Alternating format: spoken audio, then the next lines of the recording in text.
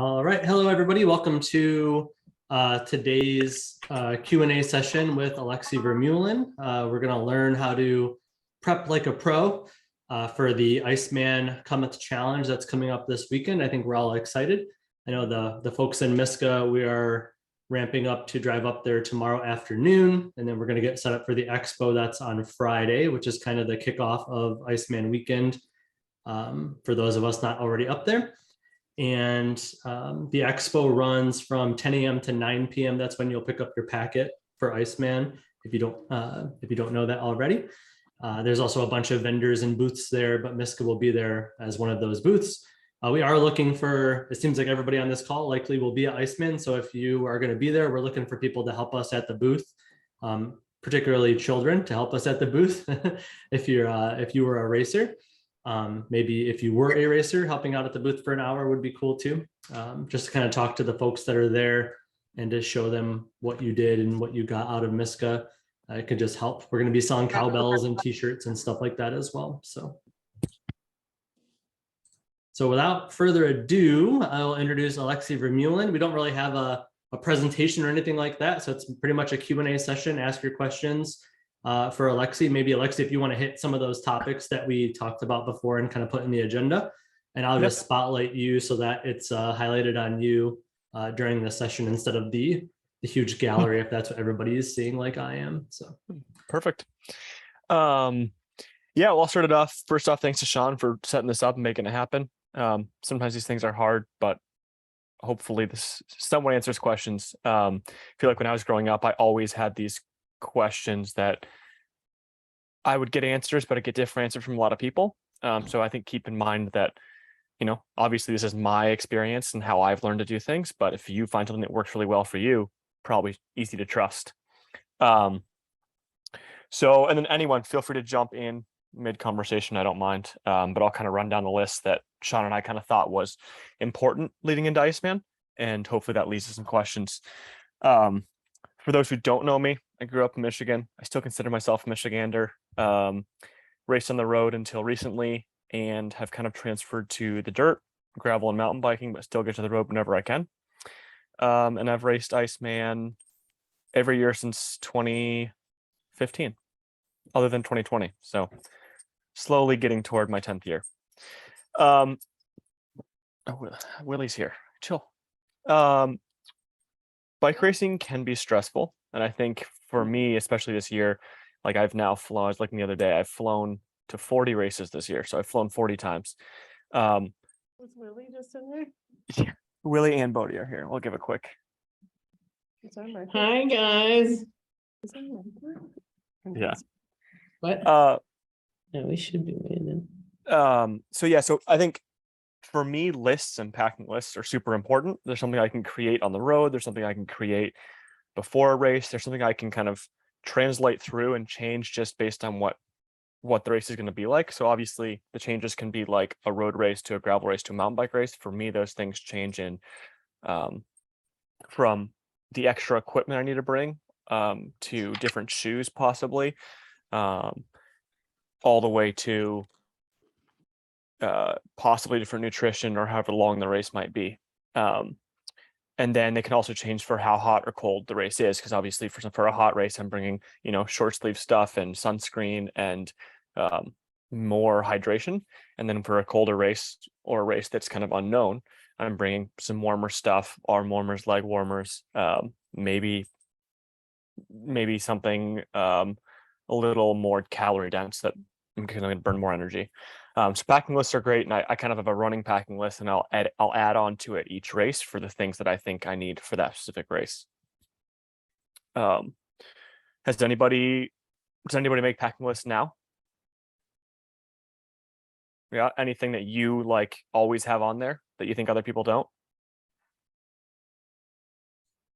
and just a heads up, you might need to unmute your line because I muted everybody except for Alexey. So go ahead and feel free to unmute your line, or you can type in the chat as well if you'd like to interact with the session. Well, I'll keep my eye out. So anyway, for me, the first thing is packing lists, and I can do that, I can do that 3 weeks before a race sometimes if I know I'm going to be stressed. Leading into Iceman, I've been on the road for a month.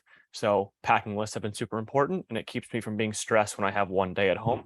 And I know that when I get out everything on the list in a bag, I'm ready to go. Bike prep, another one that changes race to race. Big things on bike prep for me are having the things you think you could need to change in your bag. So if you're setting up your bike for a race and you are like questioning if you're going to run different tires or it might rain, like having a wet lube or a dry lube is important, and just being confident in how your bike is working. Everybody wants to make their bike the lightest and fastest, or fastest from what we think is fast, but a bike that feels best is a bike that fits you and a bike that you feel comfortable on and are ready to race. So the rule of thumb is don't change anything the night before the race, obviously, but make sure that you are happy and excited about the bike you're going to race. And if you're nervous about something and you feel it in your gut, I've always thought that I should change it, right? And that was something that kind of came up when I won Iceman in 2019, is everyone's talking about how bad the course was and how muddy it was going to be. And I made this kind of gut reaction to leave the tires on that were probably not great in the mud, but that I knew would pay dividends if I made it to the sand in the last half of the course.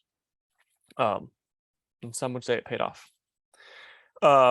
Bike prep also leads into tire pressure. Tire pressure is somewhat a personal thing, but I do think most people tend to ride too high, especially for a lot of stuff in Michigan. I think it's one of those things that when you're out on a training ride, it's easy to test. Put it at a certain pressure you like racing at, and go and ride hard. Maybe lower it by 1 psi, ride it again, see if you start hitting. You should never feel like you're hitting the rim, which if anyone has done is like kind of a bottoming out feeling where your tire just feels like it goes away for a second. If you're really questioning where to start, Silka has a nice tire pressure calculator. There's a couple others out there, and I think, if you type in tire pressure calculator, they're super helpful. For me, leading into something like Iceman, weighing like between 100 and 145 pounds, I'm looking at a maximum probably running around 20 psi, and I'll probably be running more like 18, 19. It's one of those things that I like to feel out on the day. Am I running a bigger tire, a smaller tire? Is it muddy? Is it dry? All those things kind of factor in, and I think you just got to figure out what works best for you. Any questions before I move on? No? Clothing choices. This one's very hard. I tend to not like racing in very many clothes. I tend to also like to be very warm before the race. And I think a lot of people kind of forego that. But the longer you can stay, if you do a warm up, the longer you can stay warm, the better. So usually I'll bring a jacket to the line and I'll keep it on as long as possible. Sometimes I'll even bring pants if it's super cold. This weekend looks like it might be wet, but it shouldn't be cold. So, keeping a rain jacket on to the start might be awesome. Stay dry until you start moving. Clothing can be really important when it comes down to racing, because if you dress too cold or too hot, it will affect you. And so I think it's another one of those things that you learn how does your body run hot? Does it run cold? And there's other ways to figure out what works for you. Like, because I don't like racing in leg warmers very much. There's this kind of, it's almost like Vaseline called embrocation. A lot of people, if they race cyclocross, have used it, but it's something you put on your legs that kind of just makes it a water barrier. That I have used many times at Iceman, because I know it's going to be cold, but to me, using leg warmers when it's wet just ends up making my legs colder, and I just end up carrying these water sogged piece of clothing on my legs. After the race, make sure you pack a bag after. I always have a bag that I give to someone, or that I know will be at the finish, that has a full dry change of clothes. If you think you might be on the podium, you can have a new kit in there that's dry. You don't have to stay in your kit. Towel, maybe a bottle of water to clean yourself off. It's obviously not going to be a warm shower, but being able to get into dry clothes early can make a big difference. And I think it's something a lot of people forget, because by the time you get to the end of the race, that was everything they thought of. That was their full focus. But after the race, being comfortable is super helpful, especially if you're going to race again the next weekend or 2 weeks from then. So the last two things we had on are about how early to get to the line, to start line, and kind of where to line up. These two things for me are very interesting, because it's something I believe in, is really trying to get out and pre-ride the beginning and the end. I don't believe you have to see the whole course, but if you want to be successful, kind of knowing or visualizing where you're going in the beginning and at the finish is very helpful when it comes down to race time, and you're not making as quick decisions, and you're struggling to, because you're tired, you're struggling to make probably the best decisions and the best lines. So how early to get to the race? My opinion is usually just pay attention to the start line anywhere from half hour out from the start. There's a lot of times where, because the race, if it goes into single track early, it's worth foregoing some of your warm up to be in a better place to start. That being said, it's if it's going to be a wide open road for a while, maybe you don't need to think about that as much, or you start really well, maybe you can be in the second line. But I typically say I'm going to be at the start line 15 minutes early, so that if anything feels like it's going wrong, I have that extra little time to fix it. And then where to line up, I think, is kind of based on that you pre-riding the start. So when you pre-ride the start and you have a line in mind of how you want to get to that first corner, the first time that pinches or closes into single track, you should line up there on the start line, right? So even if you're in the second line, if you want to go straight on the left, or if you want to go all the way on the inside on the right, that's where you should line up, obviously. If you see a line that you want to take down the middle and you think you're a fast starter and you can go get off the line quick enough to move over, that's also an option. But knowing where you're going usually helps you decide where you're going to line up. And it can be a big difference, especially at a race like Iceman. If you start and that race is really fast, you don't want to burn all your matches, but you also want to get into that first double track section, single track section well. And for me, it's always a mental focus of, okay, I'm here the minute the race starts, and then settle down. Because the big goal at Iceman is just anytime you can relax and recover, that's the goal, because it's a race where it seems like everyone feels good, and then all of a sudden the race is over. And so I think it's something that a lot of people override most of the race, and then when you come to the finish with all the short little climbs, people are really, really exhausted. Yeah, that was all the topics we had. Is there anything anyone else had a question about, or anything I talked about they have a question about? Hey, Alexey, how will you fuel in the morning? What will you have for breakfast Saturday morning? Yeah, that's a great question. So nutrition's important, and I actually think it starts the evening before. I have a very funny saying that my girlfriend makes fun of me for, but I always said, you've eaten enough when you go number 2 the night before. But for me, it's the morning of is just pretty much as much white rice and eggs as I can eat. I don't always need to, especially for a race like Iceman. But the more you eat and you can process and give your body time to digest, the better, and the less you have to eat during the race. So yeah, white rice and eggs is usually what I go to the race day morning, and then maybe I'll have something like for Iceman for the pros is a late start, so I'll definitely have something in between, or I'll push that breakfast as late as I can, so it's about 3 hours out. And then there's a question about what I eat for dinner. Dinner is usually somewhat similar. I'm a big fan of white rice. It's easy for me to digest. Obviously, probably not eggs. If I'm gonna have it the next morning, I'll either do some chicken or something else, red meat. Nothing too heavy, but just allow myself as much carb and protein as I need. I usually, just a personal thing, I forego a lot of fiber or greens the night before the race, just because it's just something I theoretically, obviously I need on a weekly basis, but the day before the race I don't need.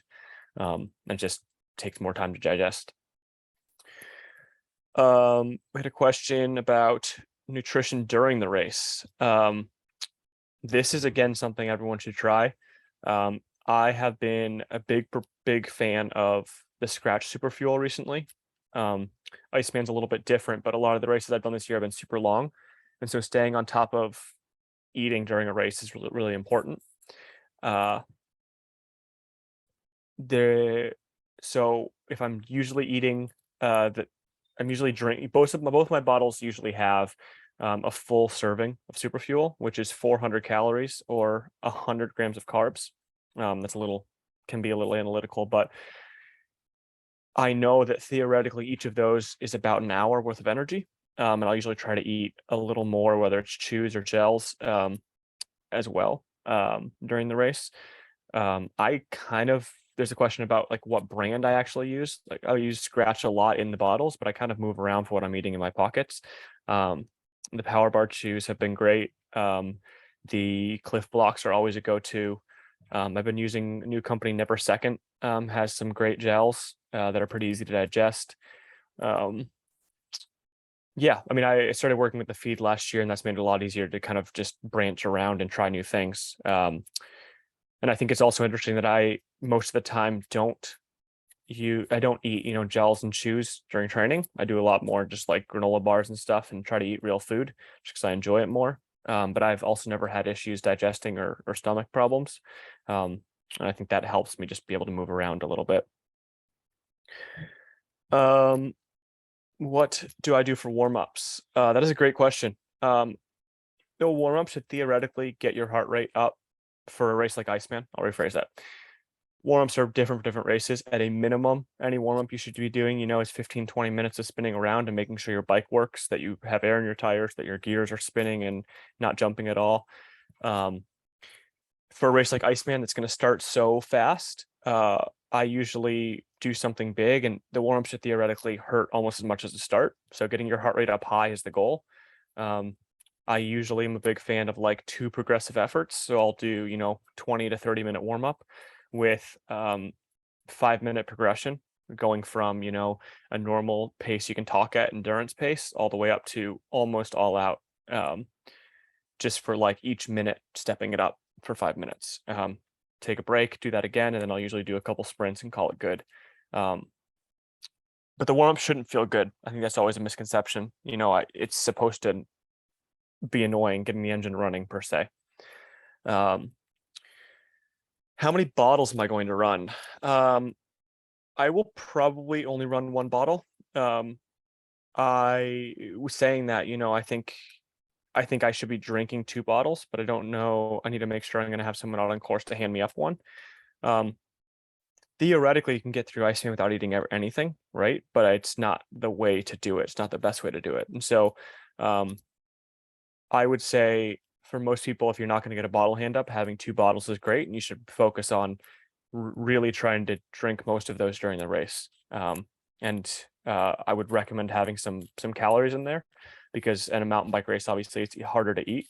And so being able to take a bottle and drink and get some energy is super important, more than just water. There's another question about target heart rate to reach during warm-up. I think that's kind of it's kind of a personal thing, but I'll give an example for myself. It changes every year. As you get older, your heart rate goes down a little bit, but I think this year my maximum heart rate was just under 200. It was around 100, 198. My threshold heart rate is around 175-ish. And so I will probably try to get up in the 170s as a goal for myself. That's not for the whole time, right? It's just getting my heart rate up to that point. So starting, if I were to do a heart rate build, maybe to make the first minute of the 5 more like 130 and try to jump up 10 beats each time ish. It's not going to go perfectly, but the goal is to kind of see this nice build instead of you starting on the start line from 0 and having your body go, whoa, what's going on?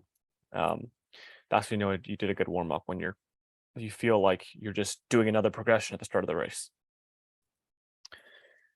How long should your warm up for, and how do you know when you're ready? You don't know when you're ready. It's a hard one. I definitely try to just do what I know has worked for me, and those progressions and little sprints are great. I think there's a feeling of, especially if it's cold, you feel your body kind of like cross over to being warm, maybe start to sweat a little bit. That's usually a good sign for me. But the reality is you're never going to know. And it's also that hard part of warming up enough and also making sure you don't get too far back on the start line. Because, you know, part of racing is not being behind people who maybe aren't as good at something as you are. So there's definitely tactics to figuring out what's important to you and what to do and what not to do. It's why you see certain people at World Cup races on the rollers. You know, it's not a luxury many of us have here, and you won't see any. I honestly won't see any pros at Iceman doing it. But you know, if you could warm up all the way to the start line, that'd be great. It's just not the case for most people. How much sleep do I get or is best? I sleep a lot, and I'm a big fan of it. For me, I think I try to just wake up without an alarm on race day, but that's not always possible, especially when racing early. So minimum for me is trying to get around 8 hours. But the reality is if you don't sleep well, I also believe in not forcing it. Like if your alarm's set to go off at 6 and you're up at 5:30, like, okay, maybe sit there, start to use that time a different way, you know, get up and do a little stretching or a little activation or start making your breakfast already. I think sometimes people are so worried about getting sleep that you end up thinking about it and not sleeping enough. And so sometimes when our bodies wake up, they wake up, right? And then what's another half hour of on-off sleep? That being said, if you want to sleep the last half hour. Like I think really trusting your gut and your body is something a lot of people forget to do sometimes. What is my favorite post-race meal? I could eat just about anything, but I think something with carbs and fats and proteins is always nice. So big fan of a big burrito or a burger. If you give me a glass of chocolate milk, I'll be a happy boy. I think it varies race to race. Obviously, if it's cold, I want something warm. If it's hot, a bowl of watermelon would probably sound great. But eventually getting real food in is important. So yeah, I definitely change, but I don't think I'd ever complain about a burrito. What kind of clothing will you wear or do you recommend? Clothing's hard. So for what it looks like right now, it looks like we have some rain coming. I will probably just race in shorts with what the weather looks like. And I'll probably try to put some kind of rain barrier on, whether it's Vaseline or anything else or embrocation, so my legs don't get too cold. But I will probably end up racing just in a jersey when it's raining. I don't know that arm warmers help that much, and I think I'll just try to keep a rain jacket on as long as possible at the start, so I don't get too cold. A lot of this is in the woods, obviously, so as long as you have the energy to go hard the whole time, you shouldn't struggle too much with warmth. But I'll probably also wear a base layer just so I'm not getting too cold and hopefully just keeps my body a little more regulated. Cool, Hunter. It's our first year racing the pro field. What do you recommend doing at the start? Going hard to get higher up in the field, maybe waste more energy, or conserve and save it for later?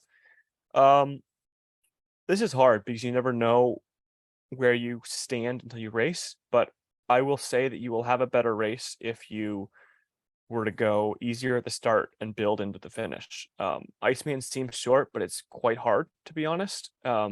It's something that most of the harder climbs come at the end, and I think people very often don't respect the race or ride out too hard and end up struggling in the middle. So my suggestion would be, you know, don't fight, but if you're using a 1 out of 10 scale, that whole beginning, you should never really be over a 6 or a 7. Obviously the start is going to be hard, but then the minute you settle in, make sure you're not in the red the whole time, because as you get over halfway and the climbs and single track starts coming, it's really important to be able to be mentally focused and be ready to take on the course, because the course only gets harder. You guys will see it tomorrow, but I rode the finish tonight, and there's some single track in there. It's not going to be an easy finish, and so people are going to need to focus and have the mental energy to stay online, more than just the physical energy as well. So if I didn't answer that correctly, I would not go too hard in the start because I think the end of the race is harder. and I don't think there's a need to fight for position when a lot of guys are going to come backwards at the end. How can I tell when I'm pushing too hard, and what should I do? I think when you're pushing too hard. We usually just have a hard time telling ourselves. If you're hanging on a wheel and you have time to think or take a drink, that's probably perfect. If you're hanging on a wheel and you feel like you're just pushing, and you're like biting your stem, and if someone asks you to take a drink, you couldn't, not because it's technically hard, but because it's physically hard, you're probably going too hard unless you're in the last quarter of the race. Courses like this tend to just wear on people. It becomes a race of attrition. And so I think, thinking of I need to save as much energy as possible all the way to the end should be a big goal. And from there, you'll kind of be able to feel, okay, I went up that climb well, or I'm starting to struggle. And usually by the time you're struggling, it's too late. But if you have the time, you can eat, you can drink. But if you just push in the red for an hour, you're not going to make it the last half. And that's something that I think is a really hard feeling for racers. All of us would much rather get to the finish and feel strong and go up icebreaker with everyone yelling fast, or as fast as we can, as opposed to just barely making it up icebreaker and like pedaling just like this. And so that comes from pacing. And as you race more, you learn to pace, and every race is different. But this race, I think you should have that up on your computer. You should know how far you have to go, and never put everything you have into the race until you know where you are at the finish, and you're like, okay, I have 2 or 3 miles to go. This is going to be 15 minutes. I have 15 minutes of energy left. Let's go all in now. Yeah, you'll see even professionals make that mistake. Going too hard too early happens to everybody. Cool, we've got another one. What are things you do or don't do to recover and rest for big races like this? For example, skipping the extra workouts for races, or sitting as much as possible, stretching more than average a week, etc. That's a great question. I am a big believer in kind of following my gut, like I've said.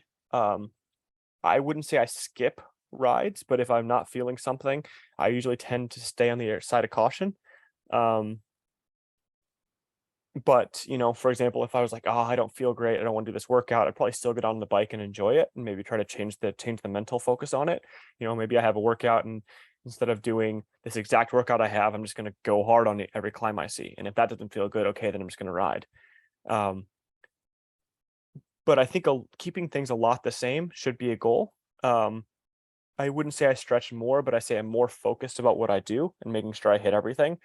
And I try to be more present on what's hurting or what's not. Okay, I just got off the plane, I was sitting all day. When I rode today, my hips felt tight. So, the next couple of days I'll focus on hip mobility. Kind of being in the mindset to, quote unquote, be the best version of yourself for the race is the goal. But also finding that line or balance of not stressing about it, I think, is important. And so I do believe, when you get to the race, having a plan is super important, and that plan can change. But if you don't have a plan, you'll never win the race. And so if I have a plan, okay, I want to be very active in the end of the race, that's going to mean I need to sit in, I need to relax, I need to just eat and drink as much as possible. And when we get to the end, that's the plan, right? If I feel it or I'm struggling a little bit, maybe I change and I say, okay, I'm not going to go now, I'm going to go in 5 minutes. But I think that you need to figure out how you race well and try to turn the race to your favor in any chance you get. Hopefully I answered that. How do you carry Cliff Box or other fuel racing? I carry everything in my pockets. Putting anything on the bike is very hard in a mountain bike race, especially when it's muddy, because it gets very dirty, and I don't enjoy gritty Cliff Box. So yeah, pretty much everything's in my bottles and in my pockets. Occasionally I'll put something in my bibs, like either under by my leg or in a pocket. But even that seems a little harder than normal to grab sometimes. So yeah. How will the tactics or the flow of the race change with the weather conditions in a year like 2019, or maybe this year if we get a lot of rain? Yeah, I mean, I think you'll see it. A lot of the race tactics, especially a pro field, right? The way Iceman set up is the course from what we pre-ride will be so different when we get to the race on Saturday, because you'll have 5,000 people who have already raced that course and made and chosen their lines. So in my mind, the first half of the race is, okay, I know how I want to start because I've pre-ridden that on the morning of the race. I know what it looks like.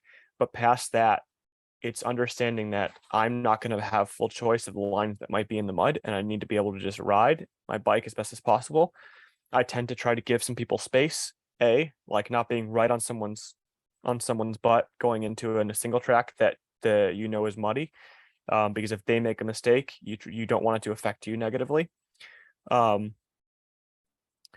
So, and then knowing the course, right? So knowing that the first half of Iceman can be a lot of mud and dirt because that's the way it is, and then the last half of Iceman can be more sandy, and knowing that sand can deal with rain a lot better than mud can or dirt can.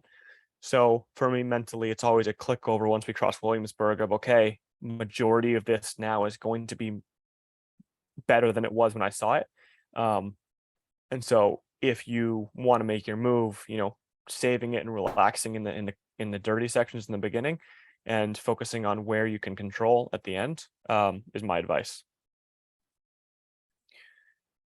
I had a question again. How do you stay focused during the entire race? I tend to break races up into chunks. Iceman, for example, is very easy to split up when you mentally think about it. You have this start section, and then you have kind of the first single track, double track section out until you hit some of the dirt roads that you can see for a while. I think if you can't ride the course, just breaking it up into literally distance sections, like, hey, this is the first 10 miles, there's a second 10 miles, there's a third 10 miles, or even smaller if you want. And kind of having mental blocks of, okay, we're at mile 10. I wanted to finish in X amount of time. How long does it take me to get here? Have I drank enough for the amount of time I've been racing? Have I ate enough? And giving yourself those mental checkpoints is super important. And for me, that's how I stay focused, is just not thinking about the end of the race the whole day. It's just these little checkpoints and saying, okay, where am I? How am I doing? How's the gas tank? And it just allows you to kind of reset and refocus at each of those moments.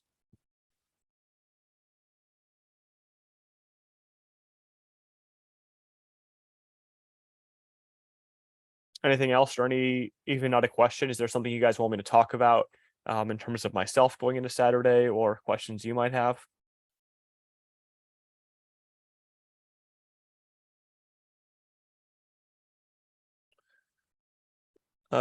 We have a question about training after Iceman. It depends what you're doing. For me, Iceman's the last race, and so I'll probably go out and enjoy some easy rides with friends for fun. But I won't really stress about riding for the next 3 to 4 weeks, even more maybe. Training / off season for me is a very dynamic thing. If I want to go ride my bike, I do. If I want to go running, I do. It's more of a mental break is what I look at it as. And so if I am struggling to get out the door or it's bad weather, I just don't. There's no reason to force it right now. And then come December or like mid-December, I'll get a little more focused and have specific workouts from Lucas and figure out what I want to do exactly. What bike am I racing? I'm racing a hardtail. I am actually racing a custom bike that has Willie's face on it that I'm very excited about. But racing a hardtail with 100mm front fork suspension. And I think that's all that's special. Yeah. Do you take a break during off season? Yes. It's not a forced, like I said, not a forced or mandatory break.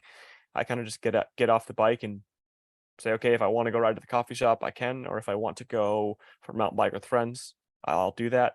But there's nothing on my schedule, and I kind of, for 3 to 4 weeks, just let myself enjoy a different life and kind of not worry about things. I don't like force myself to not ride like some people do. It's more of a, like I said, a mental break.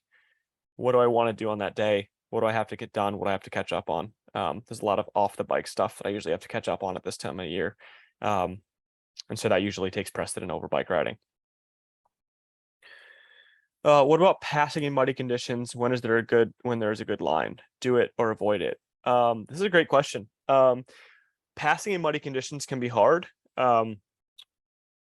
If there's a good line, always take it, right? I think be respectful and give people a heads up. Hey, passing on your left, passing on your left.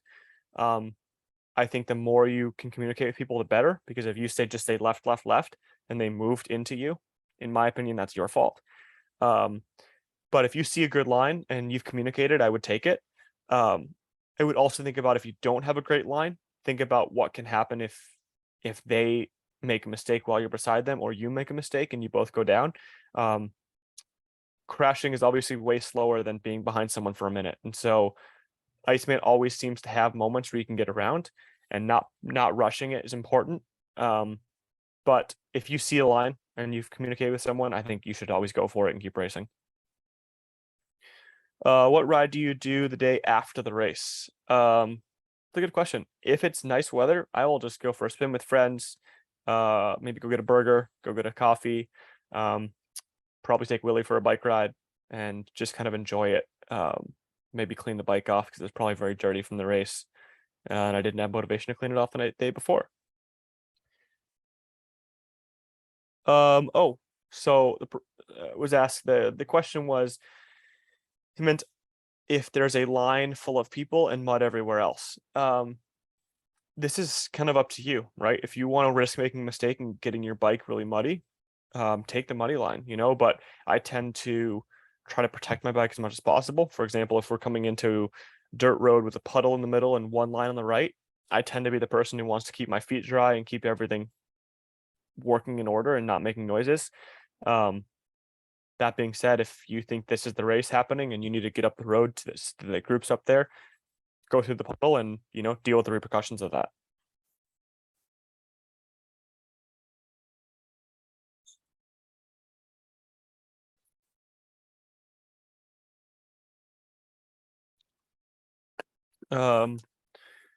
Yeah, I'm trying to think. Does anyone have questions about the course this year, or how hard to ride the next couple days? Anything specific? I heard about a couple little tricky descents after Icebreaker this year that they added. Do you have any advice on how to ride those or what they really look like? Yes, you'll see them. It's kind of like it's like a fresh cut single track. So it's bumpy in there, and there's a couple tight trees, like where you have room for your bars, but you definitely have to focus on it. For me, it's about not rushing those sections. Obviously, hitting the ground is always going to be slower than going a little slower, being in control of the bike. So when you pre-ride those, I would just be very present and focused about where the sections are that you're worried about. You kind of have a short, minute and a half single track section, then you're back on the road, and then you come into the kind of race finish, and we go back out on the Iceman course and do another single track before coming up Icebreaker at the end. I think it's just not pushing your limits on those sections, especially as you're tired, is the goal. You have a question about what the course is like. Right now the course is fast, but the question is how much rain we get. I'm interested to see how that works out, but most of Iceman gets faster with rain, other than the logging sections, which get slower. So I think it's a trade-off either way. It's either sand or mud. You get one. Any input on how to handle the areas where logging is taking place? Well, best advice, if you have it, which most of us aren't going to be able to, is to go out and ride that section now and just find your line somewhere that you think isn't going to get too muddy. But a lot of those sections are just going to be, like I said, if you're racing in the pro wave or a later wave, you are at the whim of all the people before you. And so if they took a line and you see one line through the mud that they all took, even if it's not straight or it's not exactly where you want to go, that's probably the fastest line to take. So trusting your instincts in those situations is always better. And I always tell a lot of people that if you see a line, you commit to it, don't try to change in the middle. That's only going to lead to disaster. If you're on a line, commit to it and just try to ride through it. Mud and sand are both kind of the same. Don't just stop pedaling, try to keep pedaling. That helps keep your balance on, and aim for patches that you think are dry and you can help reset your bike, and then grab power and speed and push through again. It's a little late now, but what does your taper period and final training rides look like before a race like Iceman? This year has been anything but normal. I was in Europe 2 days ago, and before that I was in Bentonville, and it's been a lot of travel and a lot of racing. The goal of tapering for me is I like to be a little bit fatigued coming into a race, and so usually like Thursday before the race, if the race is on Saturday, I'll do a longer ride. That's not hard, but just kind of lets my body have some fatigue inside of it. And then Friday before the race, I'll just do some openers, some short, quick stuff, make the body feel good. And I have the superstition that if I don't feel good on Friday, I'll feel great on race day. So that's kind of a little bit of that. Another question was, do you train to peak for target races, or how many times a year can you peak? I would usually defer this to my coach, but the way that my race season is now, road cycling, I'll restart that. When I was growing up and there was a lot of racing, I very much had to set peaks because there was so much going on. Hey, I want to peak at nationals. Hey, I want to peak at Iceman. Nowadays, I'm definitely trying to be fit at certain races, but it's also a little bit more the entire year I try to stay at a certain level and then just focus on doing efforts that are perfect for that race leading into it. So, if I finish Unbound in the middle of the year, it's a 200-mile gravel race. I've been doing a lot of endurance up to that and haven't been focused on much threshold or VO2 work. The minute Unbound finishes, and if the next race is really, really short and punchy and hard, I'm going to immediately stop training on the gravel bike, start training on the mountain bike, and do more efforts that are in that range, 3 to 5 minute efforts. So I don't think many people can peak more than 2, maximum 3 times in a year. But it is also how you pull it out and how much you push your body during some of those efforts. Because getting sick, getting injured, all those things play massively into how you feel at the end of a season like this.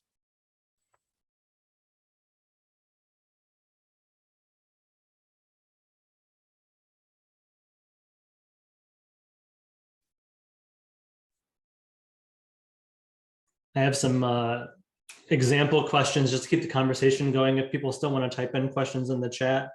But mine was like, what's your favorite Iceman moment? And I know obviously probably winning is pretty cool, but what about that? If that is your favorite moment, what about winning was, your favorite, what was your favorite part about winning? And if that's not your favorite moment, then what would you think maybe was? Yeah, I don't like winning is obviously nice, but I think for me, it was definitely probably that year in 2019. I, coming from the road background, had never been great in the mud, had never been great in technical races. And so putting everything together in that year felt, you could see it in racing. I was very emotional about it. But I think more than winning, it was kind of feeling like this place that I'd grown up in Michigan that had always, as a junior, felt like I was battling kids from Colorado and Utah, in California. It felt so amazing to be in front and racing with the Michigan crowd. So I think I've kind of felt that every year I've raced. It's the reason I want to come back to Iceman until I stop racing. And even then I'll probably still come back. There's a couple moments that stick out. And so winning in 2019 is a big one. And the second one is the year before in 2018, when I came to the finish line with Jeff Kabush. I was very emotional there also because for the longest time, I didn't know what mountain bike racing was like. And that was the first year that I felt like I had really prepared for the race. And so to finish on the podium, I was very, very happy. So I think it's just the little moments that you think and you put a plan into action. So 2019 and 2018 were plans that I had made after pre-riding the course and executing really well that I was really proud of.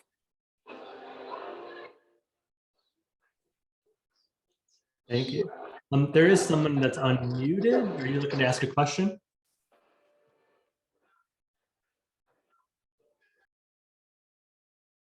Okay, I went ahead and muted it. Another one came in the chat. How does Willie prepare for rides? Or how do you prepare Willie for a ride, maybe? Willie prepares by sleeping more than I do. Really? You said sleep is important. Yeah, Willie prepares by eating and sleeping. He doesn't like doing warm-ups or tapering. He just rides as hard as he can all the time because he likes the wind in his ears. Yeah, he just makes rides more fun. There's another question. What age did I go pro? Do you think it's necessary to go pro during teen years to have a successful pro career? Not at all. I would actually say, so first I'll answer that question. The first time I got paid while racing, which is what I consider professional, I was 18 years old. I forewent school, which for a while I felt very stupid for, and is something that I wouldn't tell a lot of people to do. It was just that the team that I wanted to race for was based in Europe. And so I applied to school and accepted a scholarship and my place at a school, and then deferred for 3 years until I got my big professional contract that I could make a living with. I don't think that's the necessary way to do it. I have a lot of friends who went through college or, just raced well in college, even not for their school, and still were able to come out and probably are better off for it. So I don't think there's any specific way to do it. I think, like, once again, following your gut, and if you have something you're passionate in off the bike, do that as well, and it will make you happier when you get to races. And it's finding that balance between what you enjoy doing and also the racing side of it is super important. Do I have any pre-race rituals in the start pen before the race? What do you do in the time before the warm-up and the start gun? I tend to try to smile a lot. It sounds cliched, but make jokes, chat with friends. When the jacket comes off and we're focused on the start, I'm focused. But until then, checking in with people, saying hey, people you haven't seen in a year. I don't think you have to be serious to be a winner, or too serious to be a winner. I think there's a place there where you need to be happy, right? What if the race doesn't go your way right at the start line, if you flat or if someone crashes in front of you, like, things can happen. And that's the hardest part about racing, is that most of us very rarely win. And being in the right mental state to take that starts before the race. You can't just have a bad day and then somehow convince yourself it's okay. But if I'm being specific for pre-race rituals, it's chatting, saying hi, and then, as the countdown starts, 10, 9, 8, starting to really relax, and then at 5, taking deep breaths, and then 2 to 1, I'm already thinking about how I'm going to start and how I'm going to clip in, and just visualizing the start. Cool. What tools do you take for a race? Depends on the race, but for a race like Iceman, I'll probably have 1 CO2 in my pocket, and I'll probably have a plug, like to plug a tubeless tire. For longer races or bigger races, I'll carry tubes and Allen keys to take my wheels off and change. But for a race like Iceman, I don't think there's much reason, and I don't think there's very little chance of flatting in a race like Iceman. And so it's mainly focused on just more food in my pockets. Another question: how do you mentally recover after a race where your performance doesn't match your expectations? So I think this is hard. Right after a race, you got to congratulate friends and just hang out in the finish area. But when I have that moment, I usually go off alone and just kind of think for a second and be angry by myself. Maybe allow yourself a couple minutes, but I usually tell myself, okay, you've had your pity party, and now it's time to just move on and be happy and enjoy the place and the community that we're in, and focus on the next race, right? I mean, those hard races are what actually pushes us forward to be better people. And in the end, bikes are just a vehicle that we all enjoy riding. And so if you can find the balance there between really wanting to win, but also being a good person, you're doing pretty well.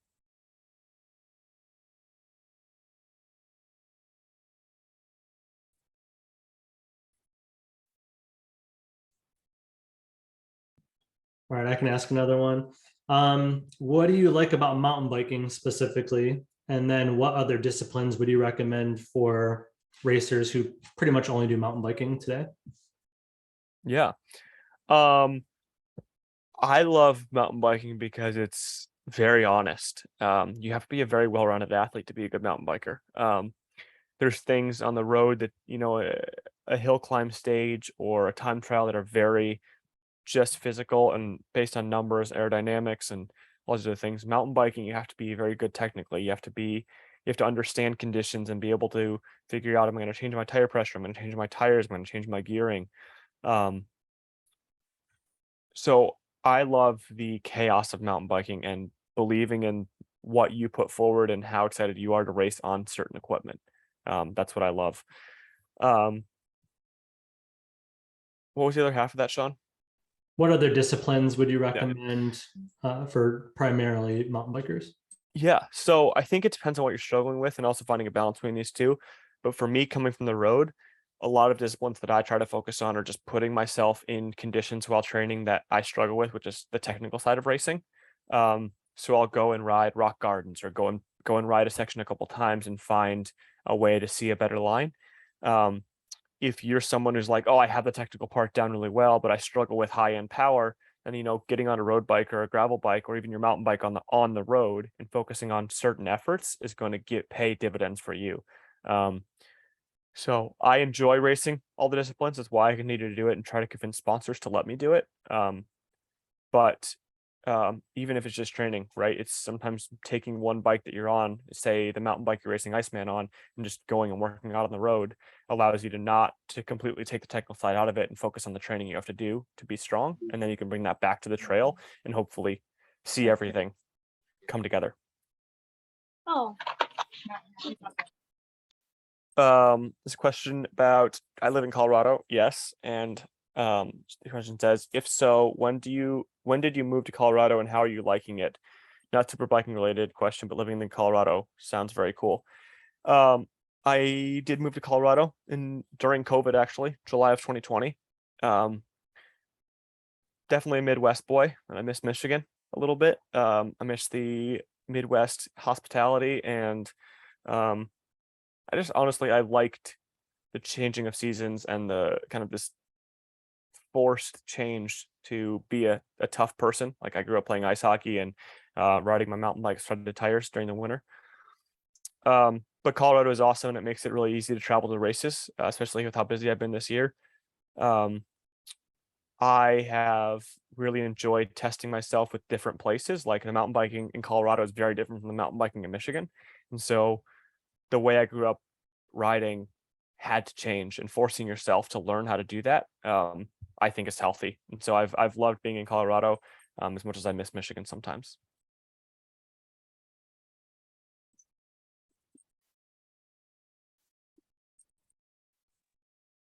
How about what other sports do you recommend for cross training? I think cross training for a cyclist needs to have some kind of pounding in it. I do a good amount of running in the off season, but also just changing things up. I do a lot more gym in the off season. I think it's very easy to know where your weaknesses lie, whether you convince yourself of that or not, whether it's, oh, my back starts hurting while I'm racing, or my shoulders start struggling, or maybe it's just your core and you feel, halfway through a long ride, your butt starts hurting differently, right? And really pinpointing what you can work on in the winter and doing that, I think, is important. Hey, Bodie, no. So for me, it just means like running, because the pounding on the bones is good in my opinion, and then doing a little bit more gym that in the summer months is hard to mix with cycling a lot. But I think cross training can honestly be anything that you enjoy doing. Like for me, when I'm home, it's a lot of ice hockey because it's what I grew up playing and I miss it a lot. Anything that is a different muscle and isn't like this, you'll probably enjoy and thank yourself later that year. There's a question about what does success look like for me on Saturday. It's a very good question. I'll honestly probably write the answer down to this at some point. I'm not entirely sure.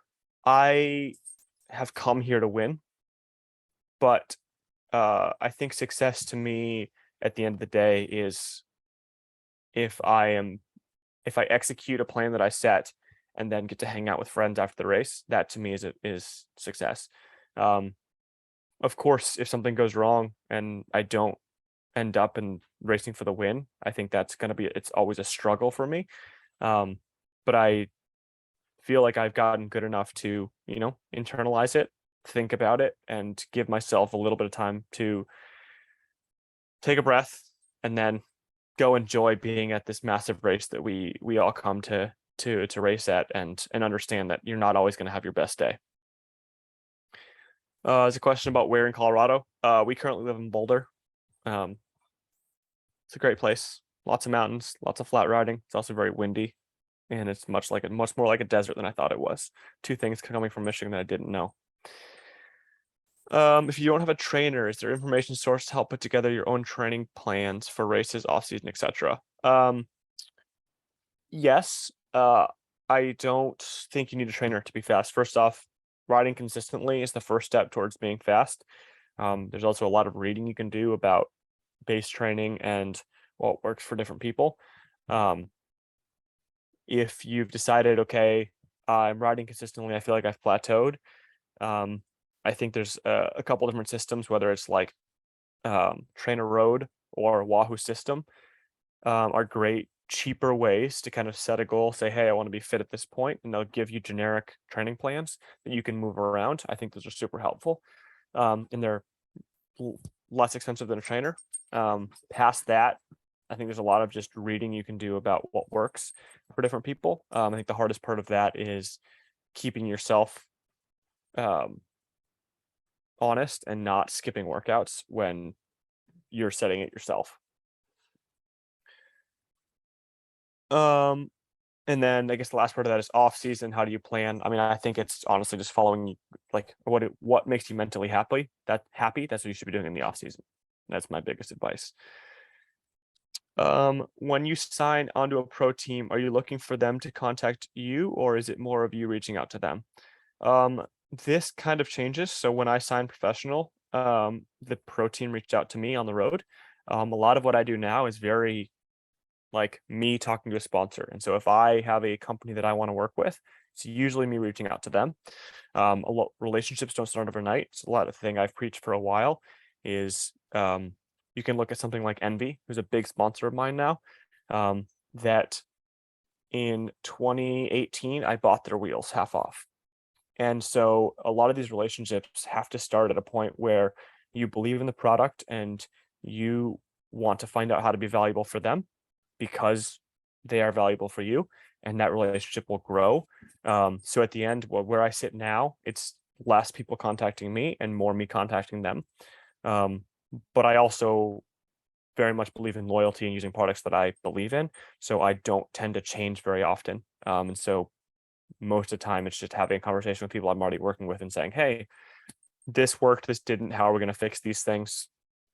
Cool. What's next? And so I think it's changed over the course of my career. I have a question that kind of goes into that too. Like, so some people are graduating this year, like some people asking those questions, but what could youth do today to kind of prepare themselves for one day racing professionally, and not necessarily on the bike necessarily what they can do, but I think you're, like you just mentioned, a pretty big advocate of what does a sponsor get out of the relationship? And it isn't always that you're first place, right? I'm sure being first place helps to gain sponsors, but it's not going to make them, that's not all they're looking for from you, right? Yep. No, for sure. Yeah. So I think the first thing off the bike is, and I said this and I think it could be cliched, but being a good person, right? Being the person that you would want to look up to yourself, or if you have a little brother, or if you have someone that you help out. The hardest part for most people is separating the racing from it, because it is separate at times.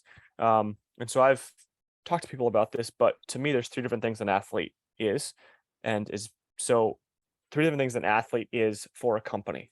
And the first part of that is what we all know as the professional side, right? That's me racing, that's me winning, that's me standing on a podium. The company doesn't care about the podium per se, but they care about your validation of their equipment. If they release a new bike, or if they're testing a new tire, or it's just showing their equipment can handle the the rough stuff, right? It's like all of us watching Roubaix. If you see a bike just absolutely crushing the cobbles, you have a bumpy race coming, you're like, wow, that's a pretty cool bike. If I have the money, I'm going to buy that. So that's the first step. That's a third, in my opinion. The second third is non-public facing feedback, right? And so this is something that I think people tend to think they do successfully, but it's very hard unless you get to work with a company for a long time.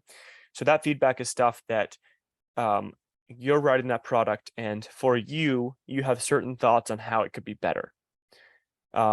This doesn't mean you send a random bulleted list to the company and say, hey, this is how you fix it, because you need to remember this is feedback based on how you ride a bike. It does not apply to everybody, but if it's you and they get another email like that from someone else, that can help them. But it's remembering that feedback is very unhelpful in this immediate, because a good example is like, I got the new Envy road bike from them 12 months before it launched. I had any feedback that I gave for that bike helped them at all for that bike. When they do a new iteration of that bike in 3 years, maybe I'll be helpful, but it takes so long for feedback to help. It's a lot of just, listening to people talk about a product. What problems do they have? What problems do you have? And making that an organized thing that's able for the company to come back to and look at and say, hey, Alexey was able to show us that this is where this tire failed, or this is where this tire did well. This is how much PSI he did. This is how many miles were on that tire. Keeping track of things is super important. So that's the second thing. Internal, non-public facing feedback. The last thing is the good person side of you. This means being at an event and being a human face for brands. And so that means a good example is what Sean talked about. It's a good practice. If you guys are coming up for Iceman, standing in a booth and talking to people is really hard. Being a person off the bike is really hard, because we all have opinions. We all want to be off our feet, but go stand in the Miska tent and talk to people about what race they have. You might learn something. Maybe they're running a different tire, they're running a different PSI, or they rode the finish and they saw something you didn't. So learning how to have that conversation and be a face at events and in the expo is super important, and not letting your desire to just be a race winning athlete affect that negatively. And so of course you want to be sitting at home looking at TikTok on your phone, but that helps 0 people. And remember that the company, of course, wants you to validate their product, but they don't only care about that. They want you to talk to people about why their product works or doesn't work. They want you to interface with the community and be a part of it. And it's easy to forget that sometimes, because cycling is very based on people talk about how much they've won. But that's not always what matters. So taking that one step further, I think if you're someone who's graduating and is either going to college or wants to start working with a couple brands, walk around the expo and have that conversation. Go up to Kenda, or go up to a bike shop that's close to you and talk to them about what's valuable to them. The biggest thing I learned when I started doing this myself is that you can't pretend that you know what a company is selling. And that means, like, if you want to help a company, if you want to be valuable for a company, you first need to understand what they think works for them. And so that means having a conversation, and it works a lot better when you're in person than over the phone or over email. How did I do, Sean? Really good. Yeah, I was gonna summarize that last thing into class you might be able to take in high school or something like that. Could be like marketing, public speaking, things that you'll learn about why businesses do business. It's generally to make money. And you being a spokesperson for that business is going to take you being a little bit more outgoing than what you might be comfortable with today, but it's definitely a learned thing. Not everybody's an extrovert who has to be out talking to people, but you can fake it till you make it kind of thing. And maybe one day you will enjoy being out there talking with folks. And it's not always about biking either, right, Alexey? Like thinking of like big sponsor like Bissell, for example, is like a bigger team in the area, right? Like they probably don't need you to talk about bikes to people, but you might not be talking about vacuum cleaners either, maybe not. But like it's more about being present and their logo being places and that kind of thing, the exposure that you're going to give to them, win or lose. And even if you're looking to be on that team, right, or you want to make that jump to a team like that, that means finding the guys they already have in the team and talking to them. Hey, what are your experiences? Or finding people who run that team and introducing yourself. And and I think it comes from, even if you're not comfortable with it, you don't have to be an extrovert, but caring enough to want to know what they value or how you can help. Because if you are only focused on what you can do and how much you've won, you won't make it very far in cycling unless you win everything, which at this point, there's only one person in the world who's done that, which is pretty much Keegan. So that was a joke for those of you. I got beat by Keegan every race this year, pretty much. There's a couple questions I'll answer, and then maybe lead into a couple other things. How do you handle your nutrition slash cravings slash balancing hard workouts and good fuel for those workouts? I know different nutrition plans are probably, I know nutrition plans are probably different for men and women, but is there any similarities? I believe in eating as much real food as you possibly can, and eating as much as you think you need. I am definitely not on the side of this cliched skinny road cyclist. I'm probably fatter than most of you know. I eat more candy and more junk food than I probably should. I usually follow my cravings and don't balance anything very well. But one of my main goals is when I'm doing a bike workout, when I'm doing things, I want to fuel well on the bike so that I don't get home and just smash whatever's in the fridge.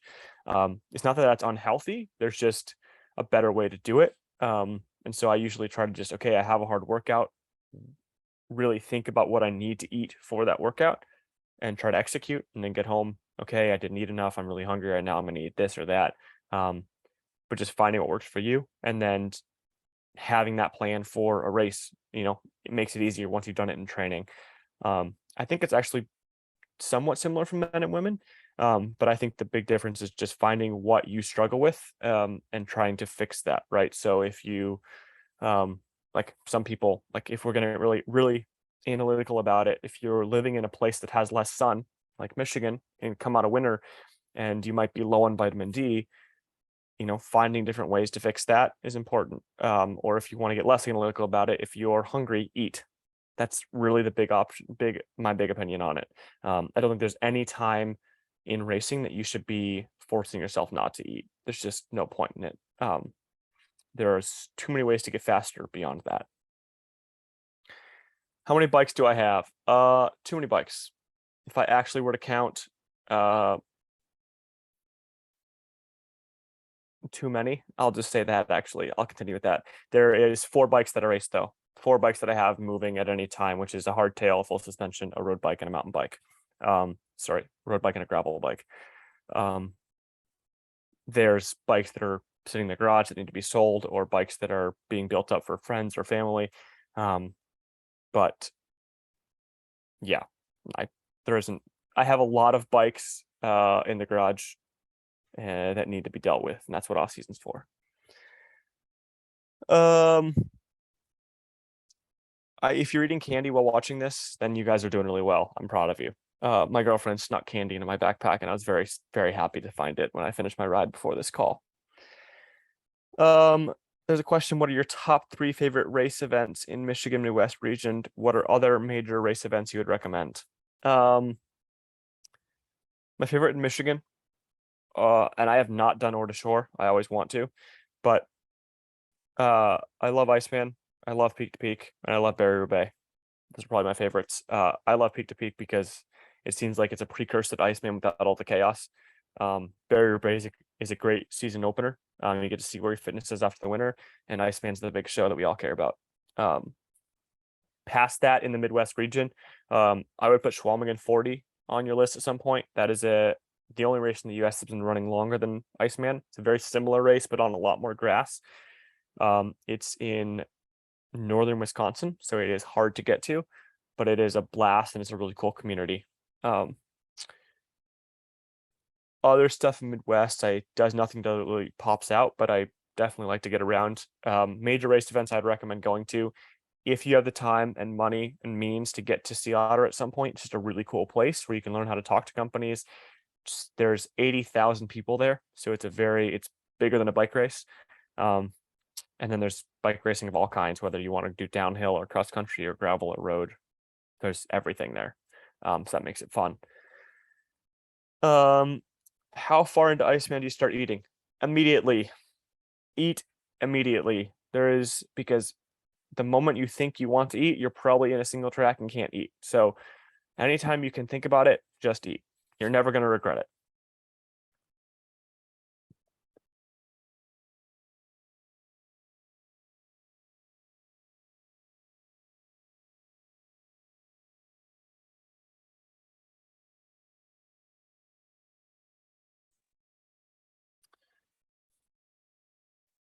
All right.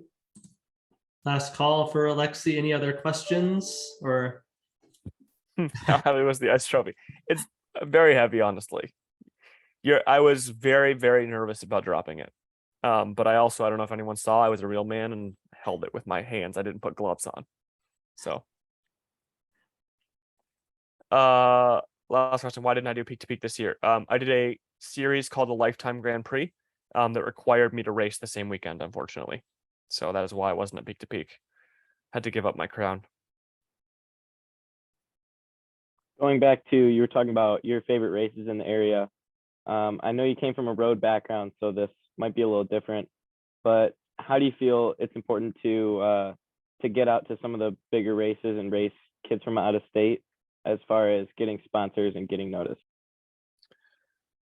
In terms of sponsors and getting noticed, I don't think it's that important. In terms of you realizing what's out there, I do think it's important. It's something that I think, if you start to feel like you are learning how to win or learning how to do well in your area, there's a portion of that is due to you just learning how to race other people and learning what their weaknesses are.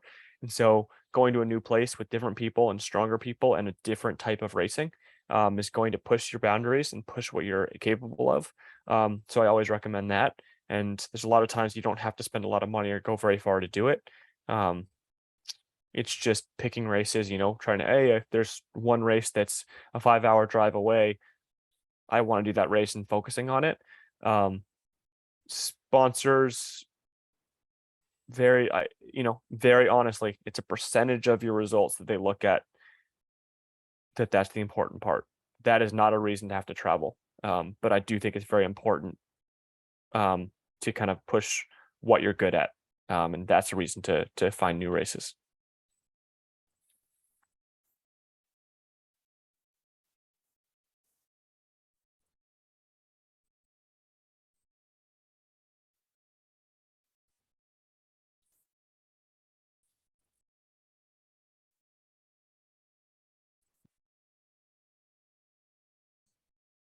All right.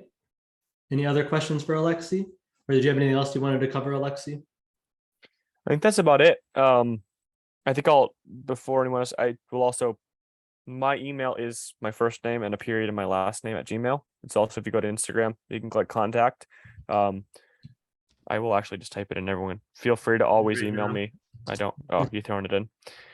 Feel free to always email me. I really don't mind. I can't promise I'll answer immediately, depending on how busy things are. But if you have a question, I will definitely get back to it. And to you. I think a lot of the learning comes from trying something and realizing that doesn't work for you, and then figuring it out and asking someone else how it worked for them. So remember that as you struggle, and maybe some of the things I said don't work for you, but now you know that, and that's a step forward. Thanks, Tom. Good luck to everybody on Saturday.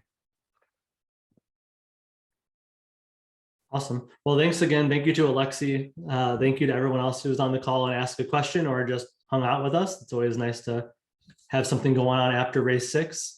And we'll see you guys at the expo on Friday. Even if you can't work the booth, stop by and say hi for a minute. You'll have to be there anyways, probably. So just say hi. And we'll be cheering for you at the finish there, Alexey. Yeah, awesome. Hopefully see some of you guys at the booth. I'll be around the expo for a good bit with Willie. So awesome. Thanks, guys. Very cool. Thank you, everyone. Thanks, Sean. See you.